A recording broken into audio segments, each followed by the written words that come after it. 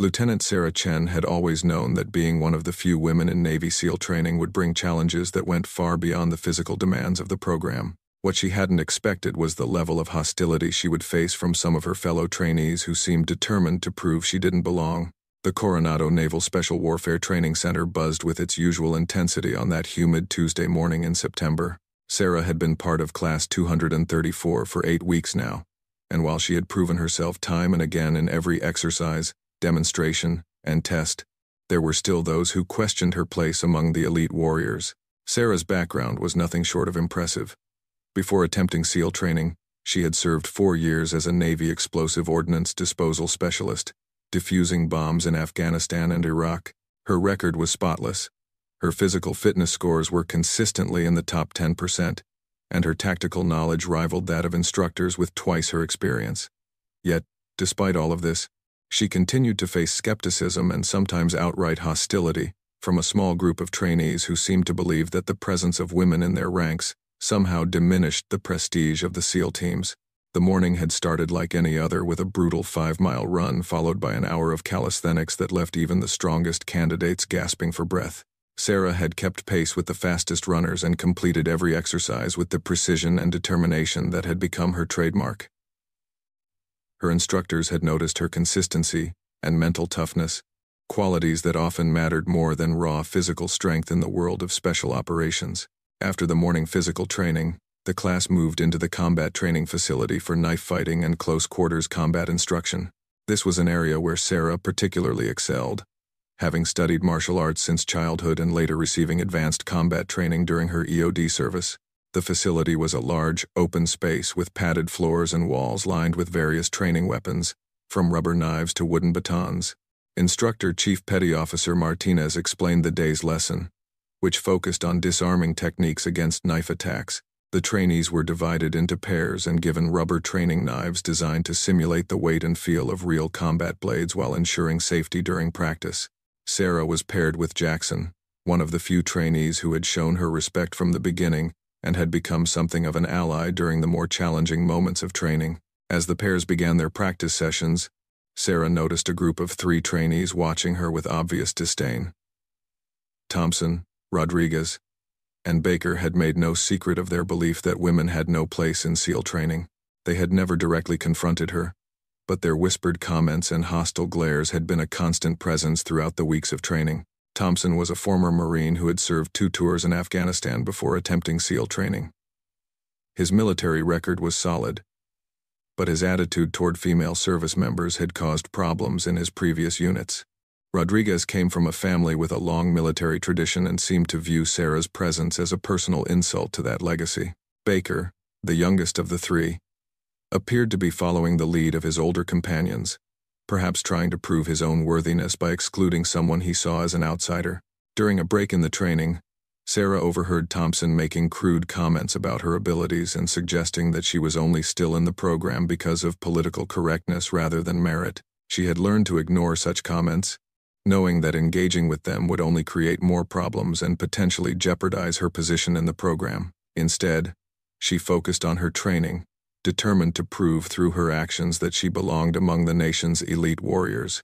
The afternoon session moved to a more advanced exercise involving multiple attackers and complex scenarios. Instructor Martinez explained that the trainees would face situations where they might be outnumbered and would need to use every skill they had learned to survive. The exercise was designed to test not only their physical abilities but also their mental toughness and ability to think clearly under extreme pressure. As the training progressed, Sarah found herself facing increasingly challenging scenarios. She handled each one with the calm professionalism that had become her signature, disarming opponents efficiently and demonstrating the kind of tactical thinking that impressed even the most skeptical instructors. Her performance was flawless, and it seemed to only increase the resentment of Thompson and his companions. During one particular exercise, Sarah was asked to demonstrate proper knife defense techniques in front of the entire class. As she moved through the demonstration with fluid precision, she could see Thompson whispering to Rodriguez and Baker. Their expressions had grown darker throughout the day, and she could sense that their hostility was reaching a boiling point. The training day was nearly over when Instructor Martinez announced one final exercise: This would be a free-form sparring session where trainees could practice their techniques against different opponents. The rules were simple. Use the rubber training knives, focus on disarming techniques, and stop immediately when an instructor called halt.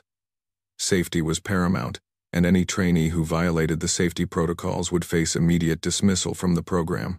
As the session began, Sarah found herself rotating through different partners, each presenting unique challenges and fighting styles.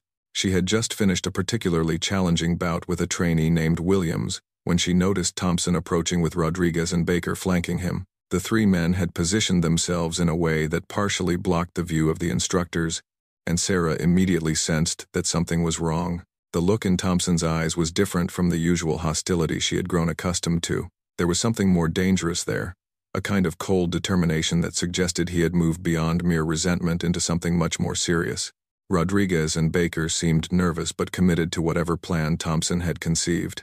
Sarah's training and experience had taught her to trust her instincts, and every instinct she had was now screaming that she was in danger. The rubber training knife in Thompson's hand seemed to catch the light differently, and as he moved closer, she realized with growing alarm that something was very wrong with this situation. The facility's noise and activity provided perfect cover for what was about to happen, and Sarah found herself isolated from the instructor's direct observation for the first time all day. As Thompson raised the training knife, she could see that the rubber blade had been replaced with something else entirely, something that gleamed with a metallic edge that should never have been present in a training environment. The realization hit her like a physical blow. They intended to seriously harm her, possibly even kill her, and make it look like a training accident. In that moment of crystal clarity, Sarah understood that all her training, all her preparation, and all her determination had led to this single moment where she would have to fight not just for her place in the SEAL program, but for her very life. Thompson's first strike came without warning, the sharpened blade slicing through the air where Sarah's throat had been just milliseconds before. Her combat instincts, honed through years of dangerous deployments and countless hours of training, saved her life as she twisted away from what would have been a fatal blow. The blade caught the fabric of her uniform shirt instead, slashing through the material and leaving a gaping tear across her chest. The cold metal had come within inches of her skin, and she could feel the rush of air as the weapon passed by. This was no training exercise gone wrong. This was a deliberate attempt on her life, carried out by three men who had decided that removing her from the program permanently was worth risking their own careers and freedom. Sarah's mind shifted into the combat mode that had kept her alive while defusing bombs in hostile territory. Time seemed to slow as her brain processed the threat and began calculating responses. Thompson was the primary aggressor, but Rodriguez and Baker were positioning themselves to cut off her escape routes and prevent any witnesses from seeing what was happening. They had planned this carefully, choosing a moment when the instructors were focused on other training groups and the noise of the facility would mask any sounds of struggle.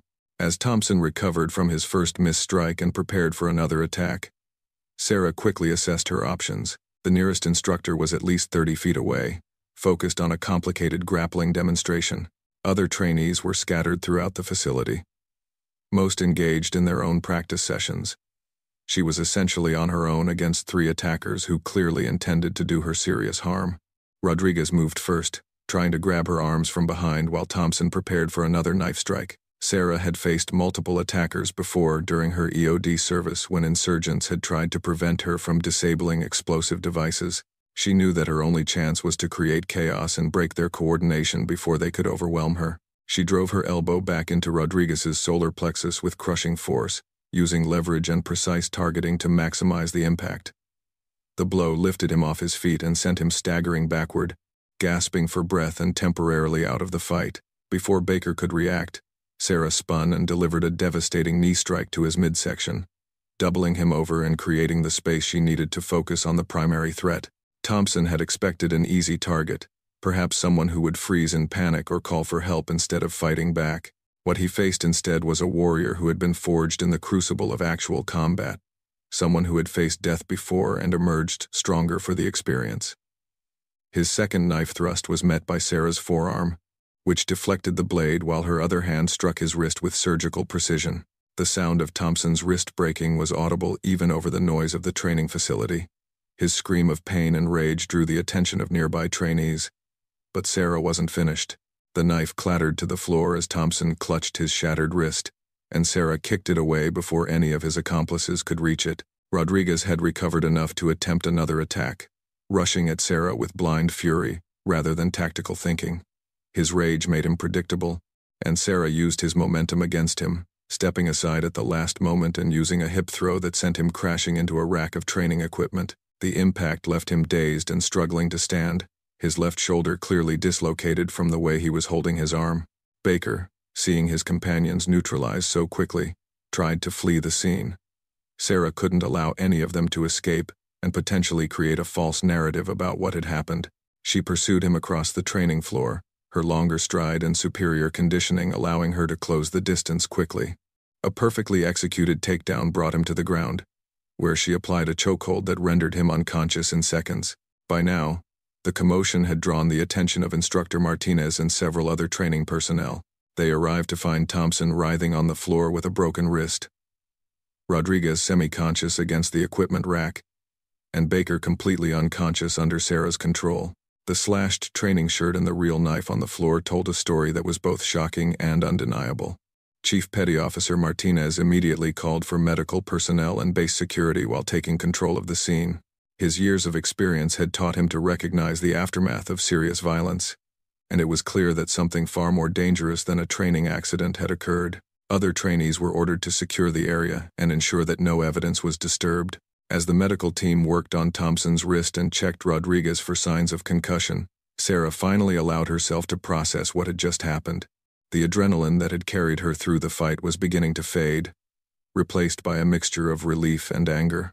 She had survived an assassination attempt disguised as a training exercise, and she had done so using the very skills that her attackers had questioned her right to possess.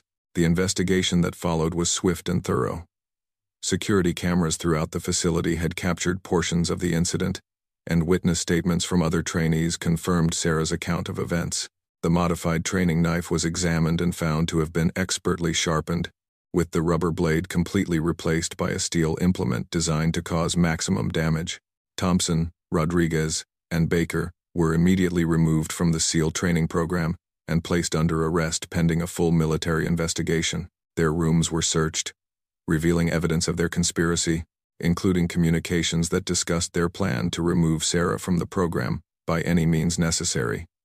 The investigation uncovered a pattern of harassment and intimidation that had been carefully hidden from the program's instructors but was well known among the trainee population.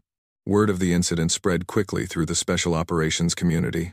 Sarah's decisive handling of a potentially fatal situation earned her respect from trainees who had previously been neutral or even skeptical about female participation in SEAL training. Her ability to neutralize 3 attackers without sustaining serious injury, while protecting the integrity of the training program, demonstrated the kind of composure and skill that defined elite warriors. Instructor Martinez later told investigators that Sarah's response had been textbook perfect. She had neutralized the immediate threat, prevented the escape of the attackers, and preserved the evidence needed for prosecution. Her actions under extreme stress showed the kind of character and capability that the SEAL teams desperately needed, regardless of gender. The medical evaluation that followed confirmed that Sarah had suffered no significant injuries beyond minor cuts from the slashed fabric of her uniform. The attackers, by contrast, required extensive medical treatment for their injuries. Thompson's wrist would require surgery and months of rehabilitation. Rodriguez had suffered a severe concussion and dislocated shoulder, and Baker had sustained bruised ribs and a mild concussion from his takedown. As news of the incident reached higher levels of the military command structure, it sparked discussions about security protocols in training environments and the need for better screening of candidates who might pose threats to their fellow trainees. Sarah's case became a catalyst for policy changes designed to protect all special operations candidates from similar attacks. The immediate aftermath of the confrontation also revealed the level of support that Sarah had earned from unexpected quarters. Trainees who had never spoken to her before approached to express their admiration for how she had handled the situation. Several instructors privately told her that her response had been one of the most impressive displays of combat skill and mental toughness they had ever witnessed in a training environment. But perhaps most importantly, the incident had proven beyond any doubt that Sarah Chen belonged among the Navy's elite warriors, not because of any special consideration or lowered standards, but because she possessed the rare combination of skill, courage, and character that defined the best of the special operations community. The weeks following the incident brought changes that rippled far beyond the walls of the Coronado training facility. Sarah's case became a landmark moment in military history, not just because of the dramatic nature of the attack, but because of how it fundamentally changed perceptions about women in special operations roles. The court-martial proceedings for Thompson, Rodriguez, and Baker were swift and decisive. Military prosecutors presented overwhelming evidence of premeditated assault with intent to cause serious bodily harm. The modified training knife, security footage, and testimony from fellow trainees painted a clear picture of a conspiracy designed to seriously injure or kill a fellow service member. Each of the three men received dishonorable discharges and significant prison sentences, with Thompson receiving the harshest punishment due to his role as the primary instigator. During the legal proceedings, additional details emerged about the extent of harassment that Sarah and other female candidates had faced. The investigation uncovered a network of hostility that had been carefully hidden from instructors but was pervasive among certain groups of trainees. This revelation led to comprehensive reforms in the training program, including enhanced monitoring systems and zero-tolerance policies for harassment or discrimination of any kind. Sarah herself testified with the same calm professionalism she had displayed during the attack. Her detailed account of events, delivered without emotion or embellishment, impressed military judges and observers alike. She neither sought sympathy nor attempted to minimize the severity of what had happened. Instead, she focused on the facts and her response, demonstrating the kind of objective thinking that would serve her well in her future career. The incident also attracted attention from the highest levels of government. Secretary of Defense officials visited the training facility to review security protocols and discuss the implications of the attack. Sarah was invited to brief senior Pentagon officials on her experience, providing insights that led to policy changes affecting special operations training across all branches of the military. Perhaps more significantly, the story of Sarah's response began to spread throughout the international special operations community.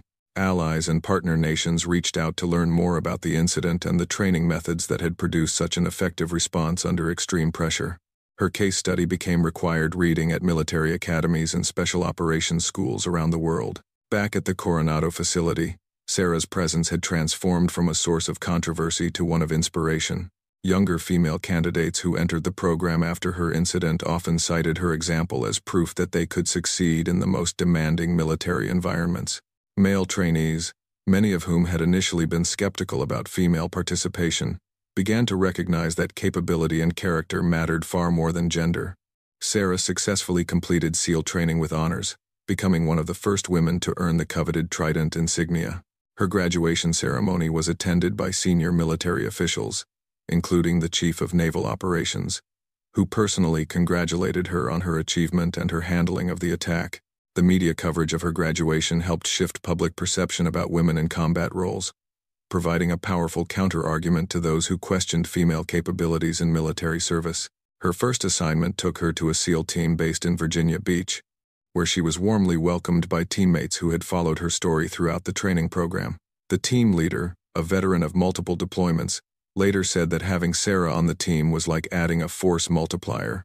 Her combination of technical expertise from her EOD background, demonstrated combat effectiveness, and unflappable temperament made her an invaluable asset from day one.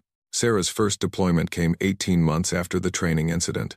Her team was tasked with a complex mission in a hostile environment that required both explosive ordnance expertise and close-quarters combat skills. The operation was a complete success, with Sarah playing a crucial role in both the technical and tactical aspects of the mission. Her teammates later said that having someone with her unique combination of skills and proven courage made them more confident and effective as a unit. The long-term impact of Sarah's case extended far beyond her individual career. The training reforms implemented after the incident led to significant improvements in the screening and monitoring of special operations candidates. The zero-tolerance policies for harassment and discrimination became models for other elite military units and were eventually adopted across the entire Department of Defense. Educational institutions also took notice of Sarah's story. Military academies began incorporating case studies of her incident into their leadership and ethics curricula, using it as an example of how to respond to threats while maintaining professional standards.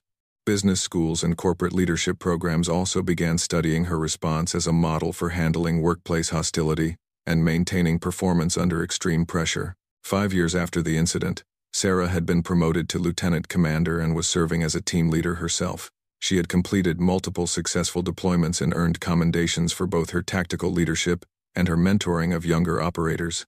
Her example had helped pave the way for dozens of other women to enter special operations roles, and the military had become significantly more effective as a result of this expanded talent pool. The 3 men who had attacked her took very different paths after their convictions. Thompson struggled with the consequences of his actions and the injuries he had sustained, eventually receiving medical discharge from military prison due to chronic pain from his broken wrist. Rodriguez attempted to appeal his conviction but was unsuccessful, serving his full sentence before being released with a dishonorable discharge that made civilian employment difficult. Baker, the youngest of the 3, eventually expressed genuine remorse for his actions and worked to educate others about the dangers of group prejudice and the importance of treating all service members with respect. Sarah's story also became a powerful recruiting tool for the military.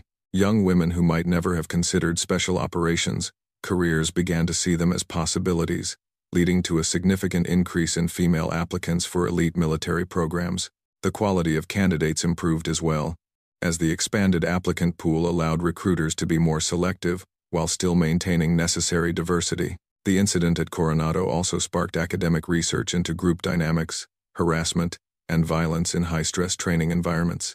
Universities and military research institutions collaborated on studies that led to better understanding of how to prevent similar incidents and create more inclusive elite military units without compromising standards or effectiveness. 10 years later, Sarah Chen had become a legend within the special operations community. Her calm handling of a life-threatening situation had not only saved her own life but had fundamentally changed military culture for the better.